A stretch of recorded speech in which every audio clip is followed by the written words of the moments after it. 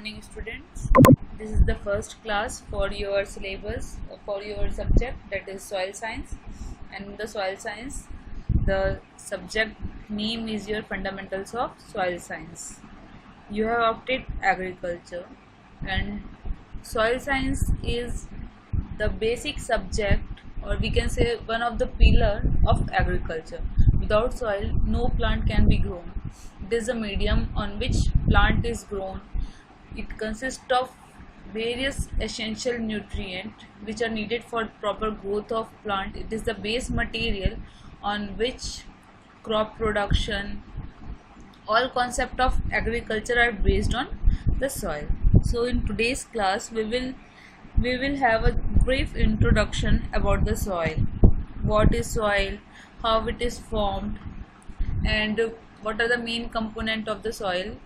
Also and what are the branches of soil. So we will discuss all these things in today's class.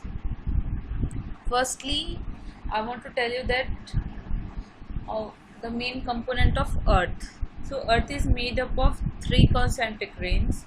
First one is called as crust, second one is the mantle, and third one is the core. Crust is the outer part of the earth on which we live. The second one is the mantle. The second portion, the semi-solid portion, is the mantle, and the third one is the core, the liquid or the molten form of all different types of minerals and rocks are present in the core. Crust have a thickness of 5 to 56 kilometer and have a density of 2.6 to 3 gram per centimeter cube, and in the ocean the thickness lies between 5 to 11 kilometer, and in the continent or the land part the thickness is between 35 to 56 kilometer. The crust is divided into two parts. One is CL and second one is the sema.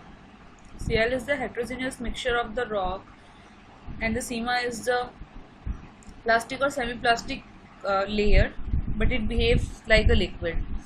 So CL, the heterogeneous mixture of the rock, floats on the sema, and below CL and sema lies the next layer, that is the mantle. CL consists of 65 to 75% of the silica and aluminium, while the sema consists of 50 to 60% of the silica, and instead of aluminium, magnesium and some quantity of iron are present in that. Mainly the rock which are present in the CL are granite and rhyolite, and in the sema the rock are gabbro and basalt. The second one is the second layer is called as mantle. Mantle is the layer having thickness of 2900 km, consists of various mixed metal, silicates and basic rocks. Density lies between the range of 3 to 4.5 gram per centimeter cube.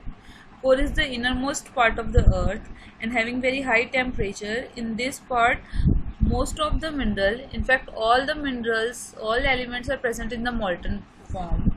Basically it is rich in iron and nickel, having a thickness of 3500 km and average density of 9 to 12 gram per centimeter cube. This is the diagrammatic representation of crust, core and mantle. Here lies the sema and CL layer. The CL layer lies here, and just below it lies the sema layer. As we go on moving toward the depth, temperature goes on increasing, the density also increases, thickness of the layer also increases. We reside in the outermost part of the earth, that is the crust. This crust comprises of atmosphere, lithosphere and biosphere. The crust portion consists of the land part, the ocean part. So in the land part have a component that is called as the soil, about which we will study in this semester. The subject name is Fundamentals of Soil Science. Soil science is a branch of science which technically deals with all aspects of soil. Means what are its physical properties, what are its chemical properties, what are the nutrients which are present in the soil, how it helps in the growth of the plant, like that. So we will study one by one about all the things in the upcoming chapter, but not too in detail. This is only a brief introduction and brief summary of all the points you are going to understand or you are going to learn in the upcoming classes. Soil. So soil is derived from a Latin word that means that is the solum, which means floor or ground. For a layman, it is simply a dirt or debris which is present on the surface of earth. It is an inert material or red colored material on which the plant grows. But the soil is not as we think so. It is only in terms of the layman, what layman thinks about it. But so many scientists have studied a lot about soil. One scientist named Whitney, he told that soil is a nutrient bean, means it consists of various essential nutrients which are required for the plant, helps in proper growth of the plant and provide nourishment which is required by the plant. There are two terms, one is the land and second one is the soil. Often most of the students are confused that, or most of the person are confused that land and soil are synonymous, but they have different entity. They are not synonymous. Land is a two-dimensional entity. It has a length, it has a width, but it do not have a depth. But soil is a three-dimensional entity or three-dimensional body having length, width and depth, which is hidden below the land surface. Land consists of the solid part of the earth which is not covered by the water. The land is a broader term, soil is a narrower term. Soil is a component of land which includes all the air, water bodies, living organisms which are present in the soil.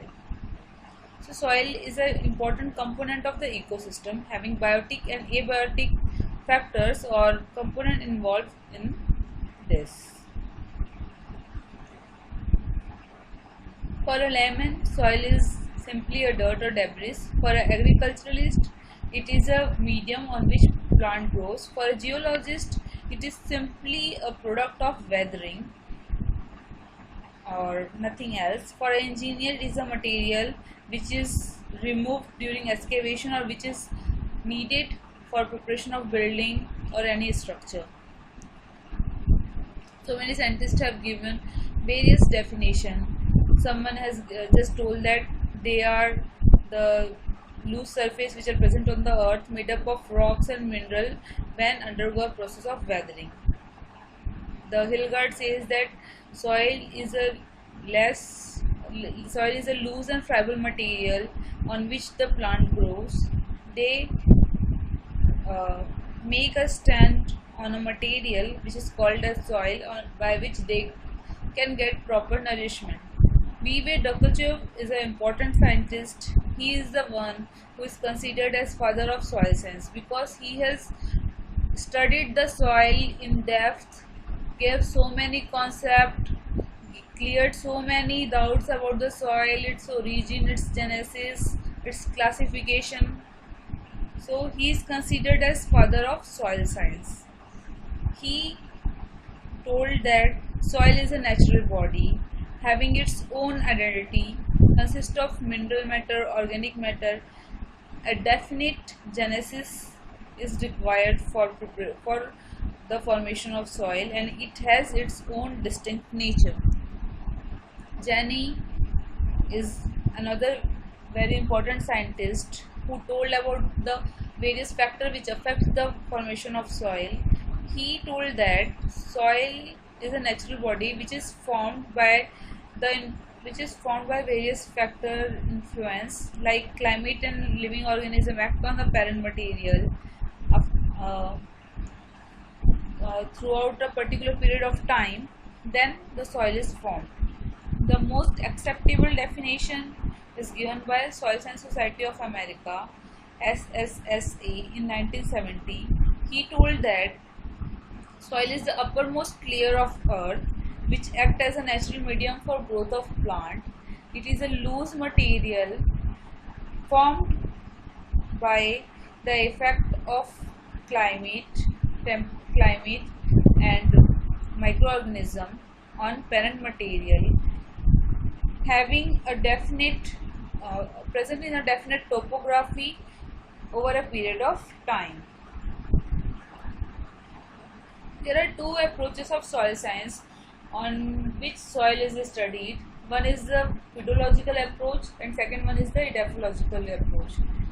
The word pedology is derived from a Greek word pedon, which means soil or earth. So in the pedological approach, simply how soil is formed, the classification of soil and different type of description of the soil are considered. Means the pedological approach deals with the origin, genesis, classification, survey, description of the soil. It has nothing to do with the relationship between plants and the soil, the effect of soil on the plant, like that. The edaphological approach is the branch in which the edaphological approach is considered is called as edaphology. Edaphology is derived from a Greek word edaphos, means soil or ground. So the study of soil in relationship with the plant or in consideration with the plant is considered to be edaphological approach or edaphology. This is the branch or this is the approach over which the farmer, the scientists have concerns. Soil is made up of various components, or it has different components present inside it. It consists of the solid part, which have the mineral matter and the organic matter. Second one is the gaseous part, which is soil air, and third one is the liquid part, which is the soil water. So the solid part is made up of 45% of the mineral matter, 5% of the organic matter. In the liquid part, 25% is covered by the water and 25% is covered by the air. So in the solid part there are two components, organic component and the inorganic component. In the organic component, various types of silicates, carbonate, soluble salt, various types of oxides of iron, aluminum, silicon are present. Very small portion is the organic one, which constitute only 5% of the total component. So it is made up of the residue or debris of the plants and animal.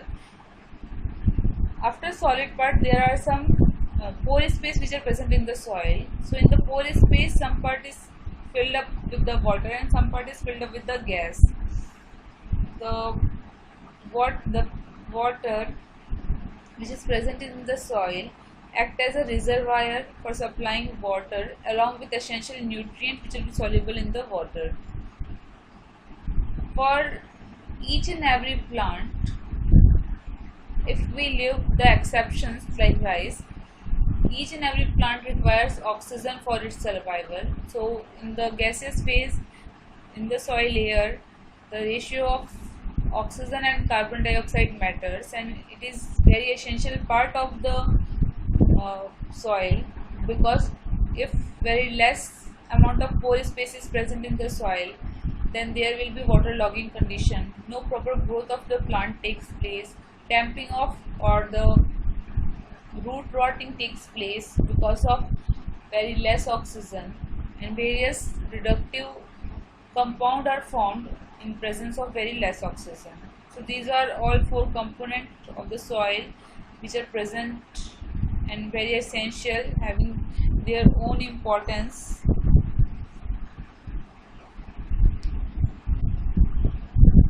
Soil have 50% of the solid space and 50% of the pore space.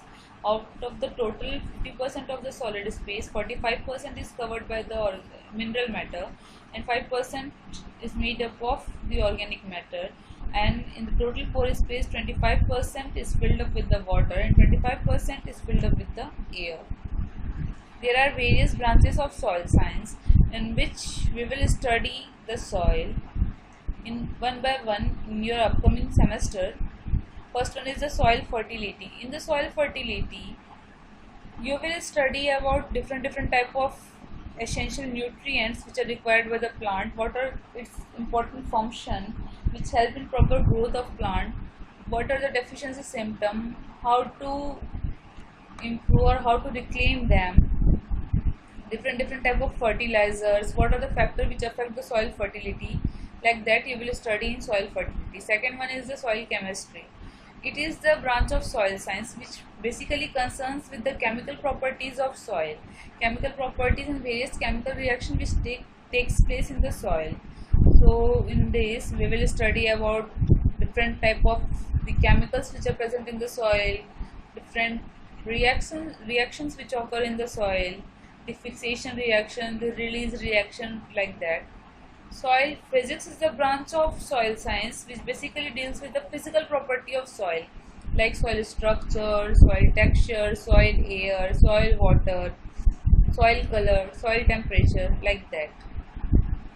As I have told you previously that soil have both biotic and abiotic component. So soil microbiology is a branch of soil science which basically deals with various type of microorganisms which are present in the soil and how they are helpful in the transformation of essential nutrients which are required by the plant. Next branch is the soil conservation. In the soil conservation, we will study about different techniques, how to conserve the soil by erosion, by pollution, like that. The next branch is the pedology. Pedology is the branch of soil science which basically deals with the genesis, survey, classification, different types of the origin factor which affects the soil. Pedology is further divided into three parts. First one is the soil genesis, second one is the soil survey, and third one is the soil classification. In the soil genesis, basically how the soil is evolved, how it takes place, how the soil formation takes place, from which material the soil is formed. We will study about that. In the soil survey, we will study about the outer appearance of soil, means what are its features, how to classify them, how to map them, like that we will study in the soil survey. Next one is the soil classification. In the soil classification, we will study about the grouping of soil into one class on the basis of its morphological feature, its chemical feature, its various characteristics. So we will study in the soil classification. So these are the branches of soil science which we will study one by one, not in detail but a brief summary of all the things which are essential for the growth of plant that is related with the soil. We will study in the fundamentals of soil science. So this is a brief introduction of the soil. Thank you.